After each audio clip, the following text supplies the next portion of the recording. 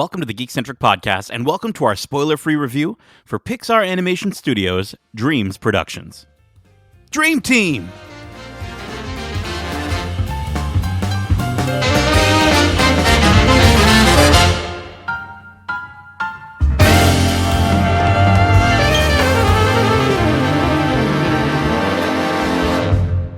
Welcome to the Geekcentric podcast. My name is Nate, and this is our spoiler-free review for Disney and Pixar's Dream Productions.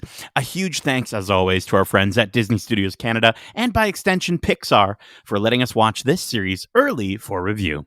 If you're joining us for the first time, well, we are Geekcentric, a podcast focusing on the world of movies, TV shows, games, and all things geek-centric. Joining me for today's review, we have my fellow dreamer. She's the moonlight meditating, melatonin manifesting, creatively chill Chambers. How are you doing, Megan? I'm doing well. Thanks, Nate. What a beautifully lucid introduction. I don't think I put your first name in there. Just Chambers. Just this, yeah, this is all you're going by now. How are you doing? You feeling lucid? You feeling good? Yes, yeah. Feeling really joyful. I haven't watched a Pixar movie or anything in a little while because I haven't been able to actually see the new Inside Out yet. Oh, wow, made interesting. the time for that. I know, it's been too long. I think I'm afraid emotionally. Okay. That's fair. Well, it'll be interesting to sort of hear your thoughts on this one then. Speaking of dreams and emotions, I wanted to ask you, this series is all about dreaming. Are there any dreams that have like sort of stuck out to you, or a dream that maybe you will always remember? Like, do you keep a dream journal? Do you ever do that sort of thing? I definitely don't have a dream journal, but I have had a few different kinds of dreams throughout my life. One specifically that I guess stuck in my head more because it was a nightmare that I had recurring for a long time when I was a kid. I used to have this really strange nightmare where my family and I were being chased by giant trolls, and not like scary Harry Potter, Lord of the Rings trolls, like the ones with the huge hair from the Trolls movie, but they were like giant ones. And one by one, as we're being chased, these trolls are like picking up my family members and throwing them in a huge pot of something. And as I was almost about to be grabbed, I'd wake up. Wow. Yeah. Suffice it to say, I've never seen the Trolls movie. No, that sounds like you'd be, that'd be a different emotional roller coaster. Exactly. For you, I think. For me, one that comes to mind that I enjoy quite a bit, and I do write down dreams. I don't keep a journal, but I keep it in my notes app. Was it's cleverly titled, if I do say so myself, Country Music Competition Deception. And I was at a fancy mall, and I was at a sushi restaurant where they were holding a makeshift backstage area for a country music competition finale. And I looked very similar to one of the finalists named Gary. And I told a little lie that I was Gary's brother, Matt. And that got me into the backstage area, and people started handing me a bunch of free swag and stuff. And I was like, oh, this is great. And then this one rich, chubby looking cowboy guy who was smoking a cigar, he was the owner of a show company. And he gave me a free pair of dress shoes that were square at the end with a flap so that you could reveal your toes if you wanted to. There was a little button. You could open it up and you could reveal your toes. And then Adam Levine came over. Oh. And he was with his people and all his people, and he started asking me like a bunch of questions because he's like, Gary doesn't have a brother. Who are you really? Like, who are you? And I got really nervous because Adam Levine was asking me all these questions, and then I woke up. Oh my goodness! So, yeah, what a trip! It was pretty crazy. Suffice to say, if you ever see square dress shoes with a flap at the end, just know that was my dream idea. So technically, yeah, you should have copywritten that. I really, you know what? Now that I've put it out in the world, the race is on. If anyone's listening and wants to go on Dragon's Den, my God. I want to present to you something I saw in a dream. But listen, it's late right now as we're recording. I'm getting sleepy But we can't drift off to sleep just yet because we have a whole review to talk about this series. And so before you drift into a deep slumber, I like to imagine maybe people are listening to this right before they go to bed. Yes, So- our voices are definitely the soothing voices they need to go to sleep. so soothing. Let me get to. I'll do this as We'll like try this time. like a nice like one of those sleeping apps. I'll just The like bedtime stories by Matthew McConaughey. yes, there we go. But all right. The synopsis for this series, taking place in between the events of Inside Out and Inside Out 2, is Pixar Animation Studios' Dream Productions. An all-new series about the studio inside Riley's mind where dreams really do come true every night, on time, and on budget. Riley is growing up, and when her memories need some extra processing, Joy and the rest of the core emotions send them to Dream Productions. Acclaimed director Paula Persimmon faces a nightmare of her own, trying to create the next hit dream after being paired up with Zenny, a smug daydream director looking to step it up into the big leagues of night dreams. The series stars Paula Pell, Richard Ayoade, Ali Mackey, Maya Rudolph, and Kensington Tallman, and features the emotions we all know and love, Amy Poehler, Liza Lapira, Tony Hale, Lewis Black, and Phyllis Smith. The series is written and directed by Mike Jones and produced by Jacqueline Simon. Pixar Animation Studios' hilarious mockumentary-style series streams exclusively on Disney Plus beginning December 11th, 2024, which is today, if you're listening to this, on the day we've released it. Megan, I think with any Pixar project, obviously the big thing with any animated project is going to be the look and feel. So I figured we'd start with some look and feel. We'll talk about performances. We'll talk about some stuff with the story. But again, we are going to keep things completely spoiler free for this mini series.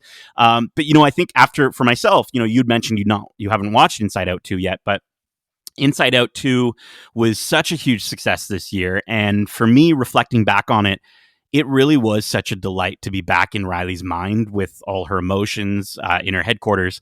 So to be back this time, so soon, exploring her dreams in this world was really delightful. And Joy, I mentioned Joy is in the series a little bit, along with sadness, fear, disgust, and anger. But for me, I think when I think of my time with these 4 episodes, joy is the word that comes to mind the most. And you already mentioned the word joyful. And I think this show, if it can be summed up into one word, it really is joyful. And, it takes place within Dream Productions. So we're getting to see where the dreams are made.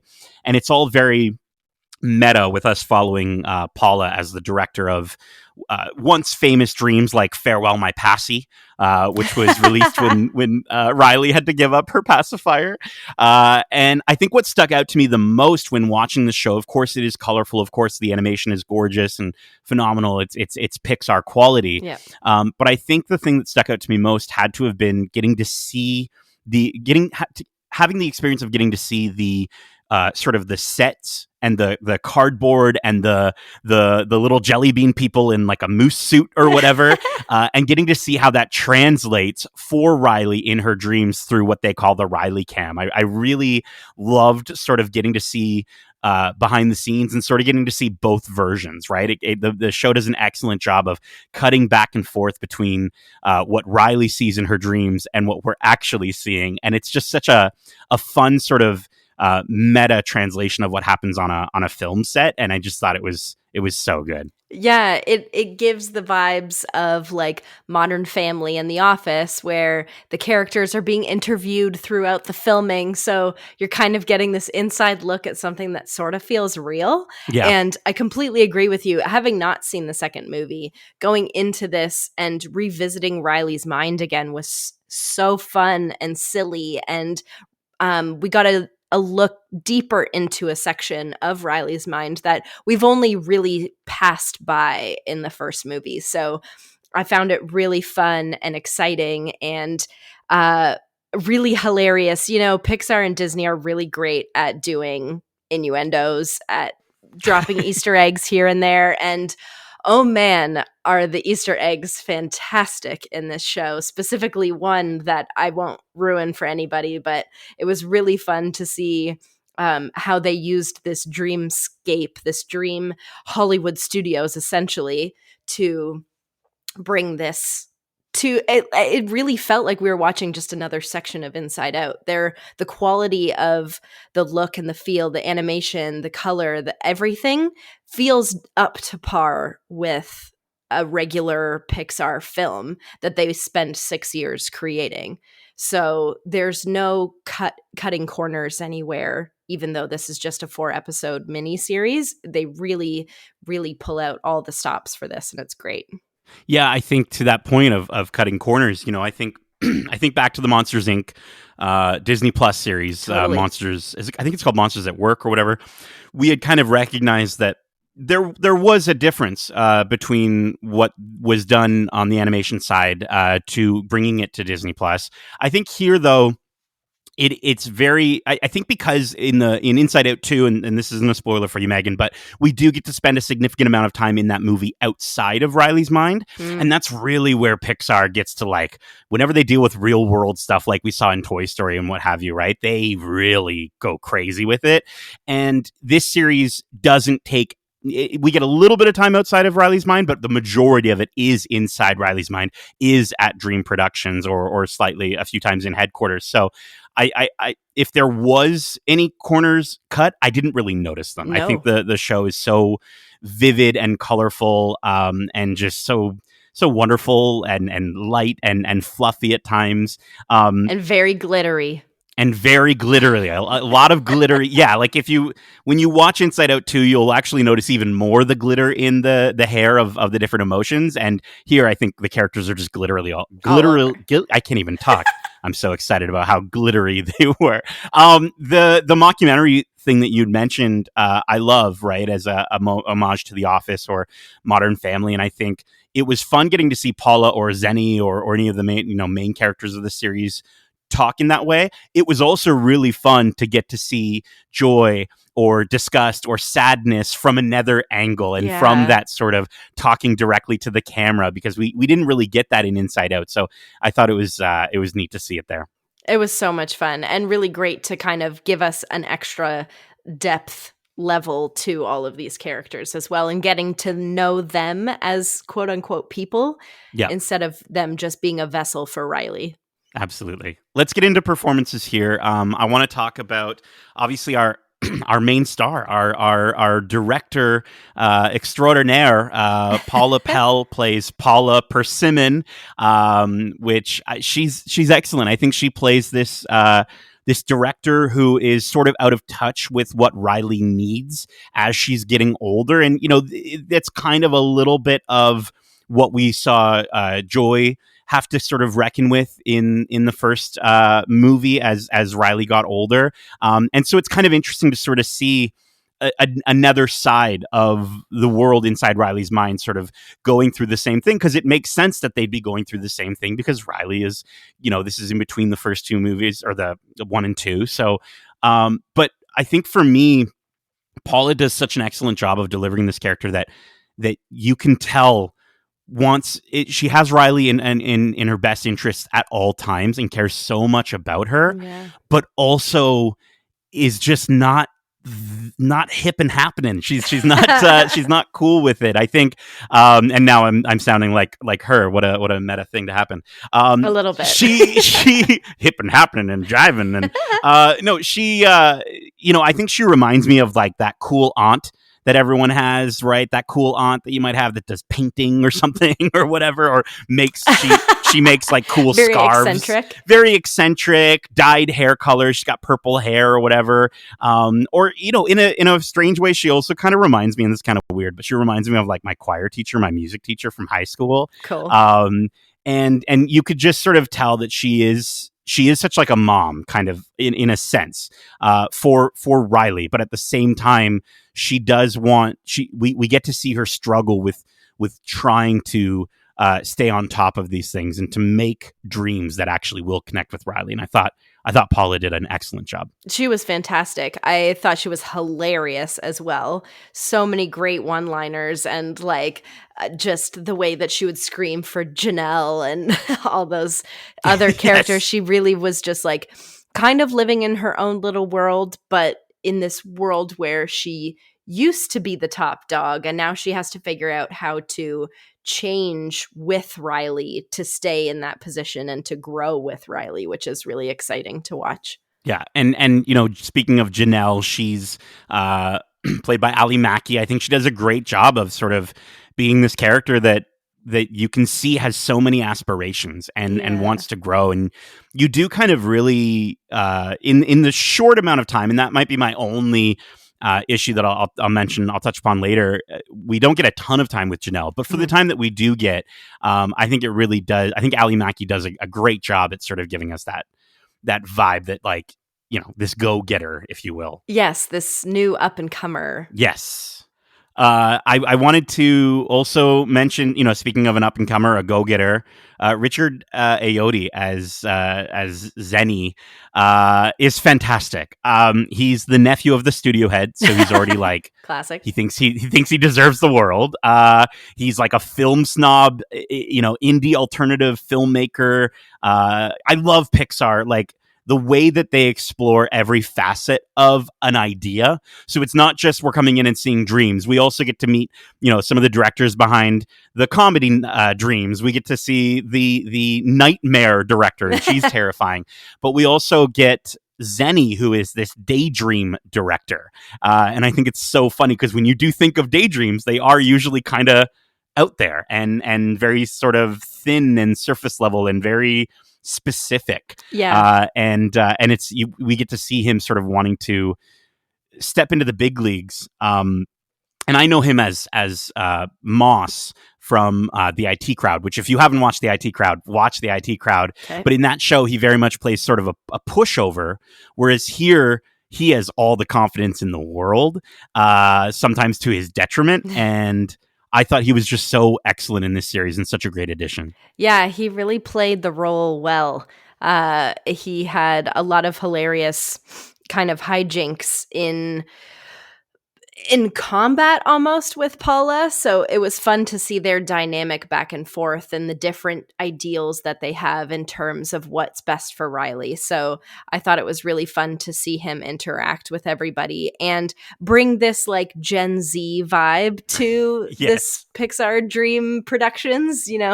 I think there's a moment where he calls out Paula for saying something that's not probably PC and has to like teach her how to change her wording, which I thought was a really funny thing to bring in because that's life. So, they really do a great job at making Pixar feel real and relatable in all of these different ways. And Zenny is just another perfect representation of that. Absolutely. I do want to call out one more character, which is Maya Rudolph as Jean Dewberry. Oh, we have to.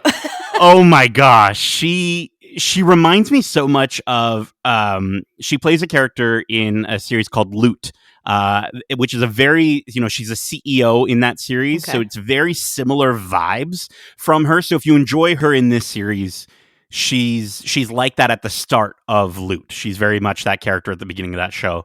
But I think the biggest compliment I can give both her and the animators at Pixar is that even though her character is a brightly colored jelly bean on screen, it's Maya Rudolph. Like, there's a particular moment with her character, Janine, where she's talking to Paula while driving a golf cart sort of away from her, like slowly away from her.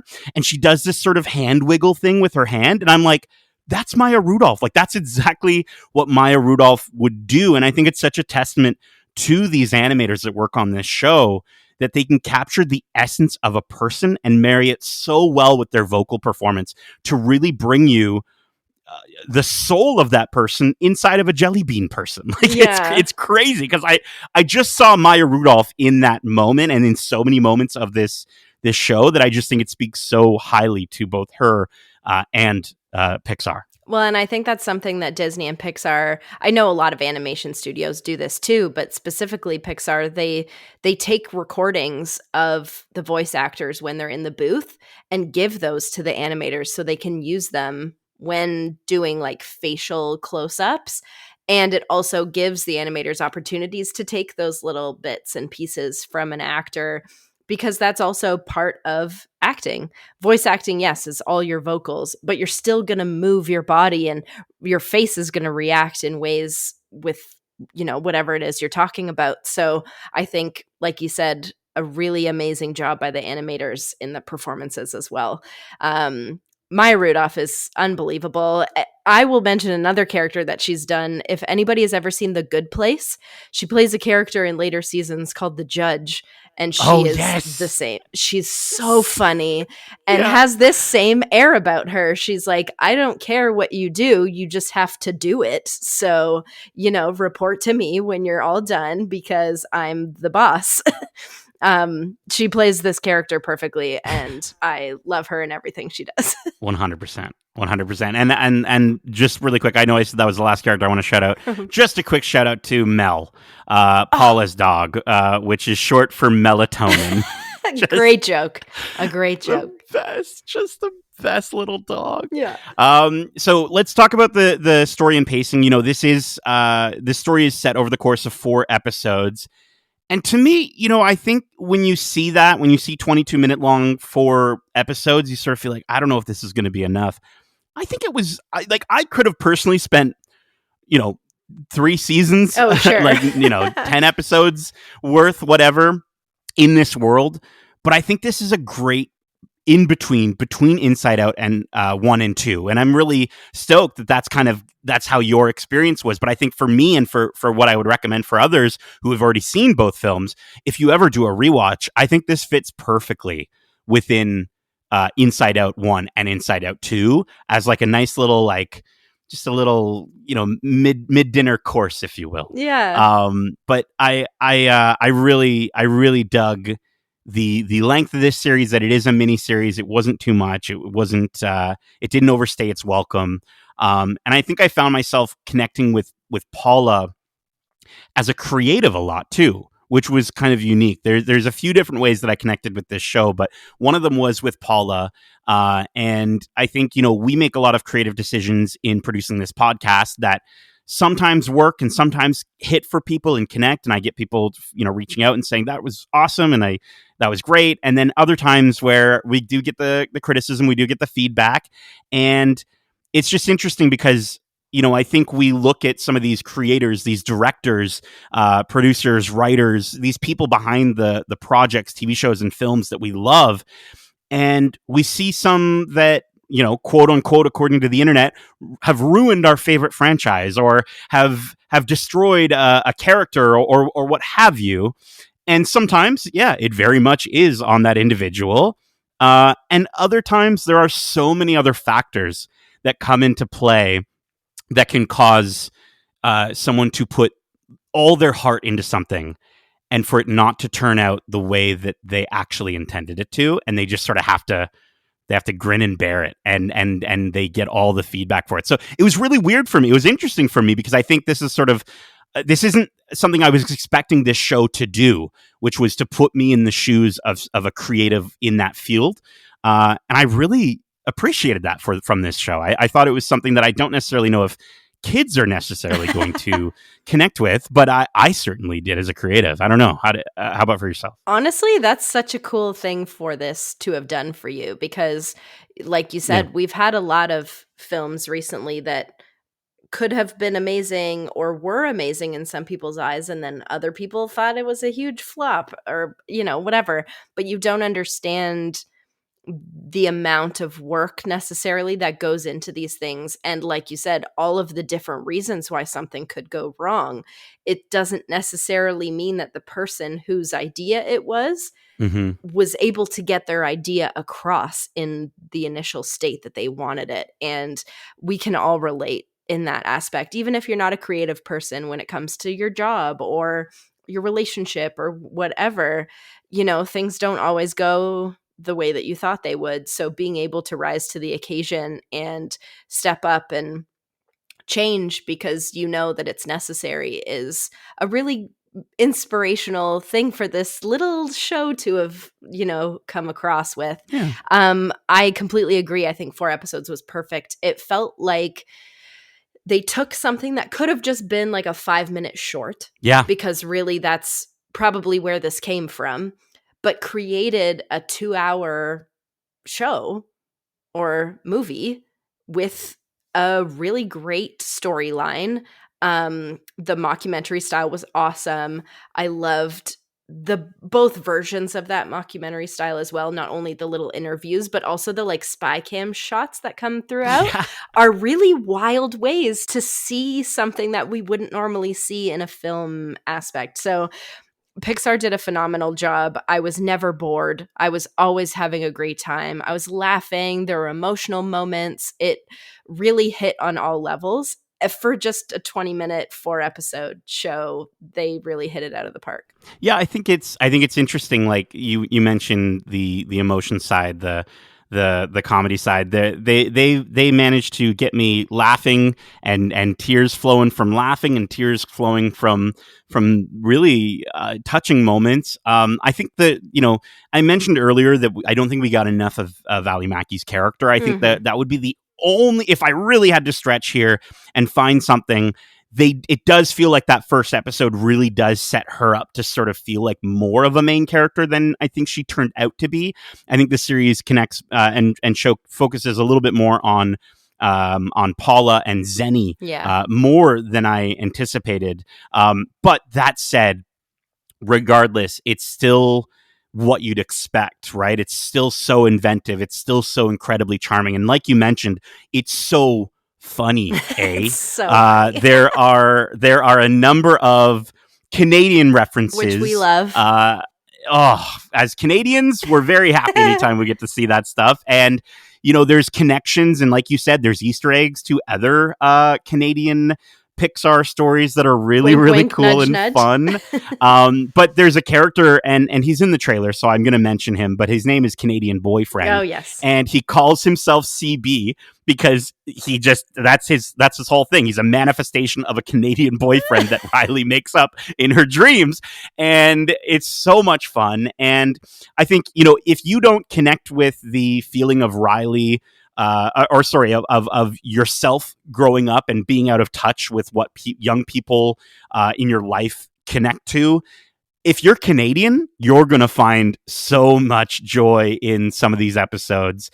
And I was just rolling on the floor laughing with some of this stuff. Hilarious. I think this is a series that you can enjoy as a family, but I think it's interesting because I actually think where Inside Out is a lot of like, kids connecting with kid humor, but then all the adults connecting with what they went through growing up as a kid. And even that's the same thing with what's going on in Inside Out 2.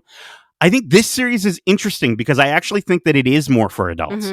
I think the idea of being, we're of the age where we're starting to recognize it. I hate it, but we're starting to recognize that there are so many things that we're just like, wait, that's cool. This isn't cool. We're there. We're of right. And I think the Office audience and the Modern Family audience are all of us. And it's just interesting to sort of see how perfectly they nailed that. They nailed that connection piece. And I love that. I love that Pixar is looking at this as a way to connect with maybe a slightly different group of people than even Inside Out 1 and 2. Well, it's funny you say that, like, it's a family film, so it's a film for all ages, but you could also even say that Pixar does an incredible job at making content and art for all generations. So when we talk about Gen Z, when we talk about millennials, when we talk about boomers, whatever, any generation, no matter what your slang is, no matter what's cool or not to you, no matter if you go to bed at 9 p.m. or if you're like, I'm just pre-drinking at 11, Pixar will make content that will connect to you. And I think that's the thing that they've done since that little soldier short that they made in the very beginning. Pixar has an uncanny ability to connect with your emotions no matter who you are. That's well said. Let's wrap this up. Let's get to our, because I'm getting a little tired. I'm Me not too. going to lie. Let's get to our final thoughts and a score on 1 to 5 stages of sleep. Go ahead. Absolutely. Like I said many a time, what a beautiful little chapter in Riley's mind and a new way to tell another story from another section of her mind and life. Mm-hmm. The concept of Dream Productions gave us an inside look at a part of Riley's mind that we'd only seen moments of in the main movies, but really delved into such a vibrant world of imagination. It was such a fun way to look at dreams and reflect on how our own dreams have evolved in life. This show was bright and sparkly, but sentimental, and told a really sweet story of trusting yourself while also understanding that it's a good thing to let others shine and change and grow. Fantastic writing, hilarious performances, and a fun little look into the world of Inside Out. So a score would be a good thing to say.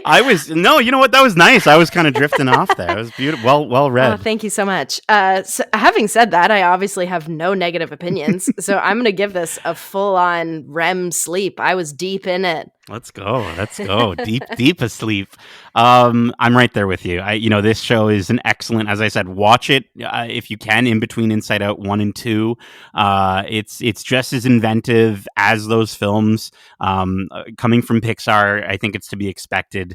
They're just so good at taking a concept or an idea and just finding every little way to pull humor and heart out of it. And I was just enjoying myself too much to notice if there was anything, sort of missing in terms of visual look to the show. I was just smiling too much, and I think even the some elements that felt a bit missing in terms of Ali Mackey's Janelle character, they more than made up for in so many other ways. And so I think, if you enjoy Inside Out 1 and Inside Out 2, especially the humor directed towards an older audience, I think you're going to love this show. Maybe just watch it, pace yourself so you can enjoy it. Watch it one at a time, one before bed each night for 4 nights is probably a great way to drift off with this series. I think it's one of those things that, like, it's just so cool to see the different ways that they can, in such a short period of time, that they can connect with so many different people. Again, it just shows their mastery. I'm giving this a solid 5 out of 5. We're both in REM sleep. Yes. It's a good night. I don't even need melatonin. Actually, I'd snuggle up with melatonin. What am I going to say?